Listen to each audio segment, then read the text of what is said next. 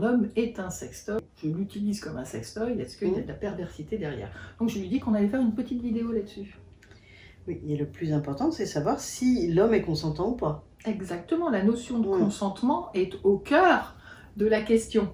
Donc consentement, qui dit consentement, c'est-à-dire il y a un accord mutuel et il est OK pour être utilisé par sa compagne. Et donc à ce moment-là, il n'y a absolument pas de perversité. La perversion, c'est utiliser l'autre à ses propres fins sans se soucier de là où la personne se trouve. Certaines femmes se mettent sur l'homme, bougent tout le temps, même s'il éjacule, elle continue.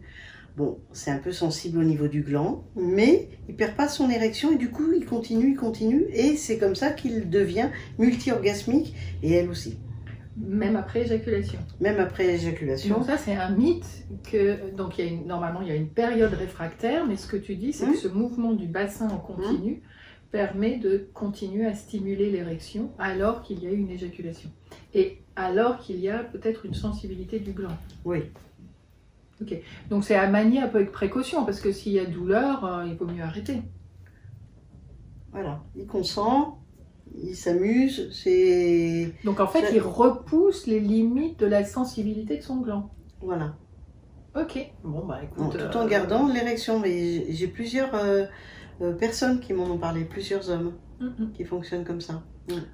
À voir, puisque tout est possible. Même en fellation. Couple, hein. Même en fellation. Faut pas... Certains hommes disent, tu t'arrêtes pas, comme ça je continue à garder mon érection. Mais me regarde pas parce que je fais la grimace, ça me fait vraiment mal. Oh. Bon, voilà, ça c'est discussion de consentement. Hein. Exactement. Après, et vraiment parce que les deux sont en accord. Oui. Pour faire une expérience qui va repousser justement des limites, va aller dans un univers, peut-être un peu de douleur, en accord avec l'un et l'autre. La nuit. La nuit, il peut y avoir des érections nocturnes. On peut en profiter, on peut s'asseoir dessus. Qu'est-ce que tu en penses? Eh bien, à nouveau, c'est est-ce que ton partenaire est d'accord? Est-ce que vous vous êtes dit, bon écoute, si la nuit, je peux en profiter? Ou alors est-ce qu'il a dit niette? Et toi, tu outrepasses son avis. Et à ce moment-là, si c'était l'inverse, si c'était un homme qui profitait d'une femme pendant qu'elle dort, on pourrait dire qu'il la viole. Donc la limite est très floue. C'est pour ça que trouver avant son accord, c'est vraiment essentiel. Autrement, on rentre dans la perversité, voire même le viol, qui est la définition d'une pénétration non consentie. On a des patients, en tout cas moi j'ai un patient qui m'a expliqué qu'il demandait moins. Et je lui ai demandé pourquoi, comment ça se passait dans son couple. Et j'ai été un peu effarée. Sa femme, dès qu'elle a joui en pénétration, elle lui demande de sortir et de... Comme ça, immédiatement, quoi. Ouais, et elle s'en occupe pas, rien du tout. C'est-à-dire que lui se retient jusqu'à ce qu'elle jouisse. Une fois qu'elle a joui, elle s'en occupe plus. Non, il doit sortir d'elle. Ok. Du coup, ça coince et ils n'ont plus de relation. Oui, je comprends. Oui. Donc, on pourrait dire presque que ça peut rentrer dans un rapport à une sexualité qui est plutôt, je dirais, plutôt hygiénique. Oui. C'est-à-dire, j'utilise l'autre à mon propre pour moi. Je dirais, si c'était un homme, on dirait, tiens, il utilise sa partenaire comme un vide-couille, excusez-moi l'expression, mais c'est un peu ça.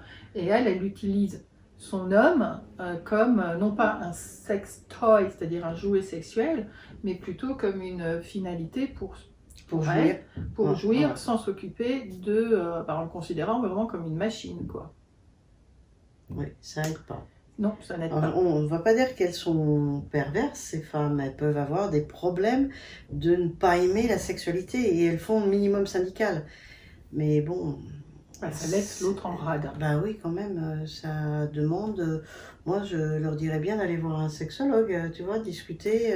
si ça les gêne pas. Lui, il veut plus du tout. Hein. Okay, du coup, il bande moins. Hein. Du coup, si ça la gêne pas, si ça le gêne pas... si, c'est lui, ça gêne. Il va finir par les voir ailleurs, je pense.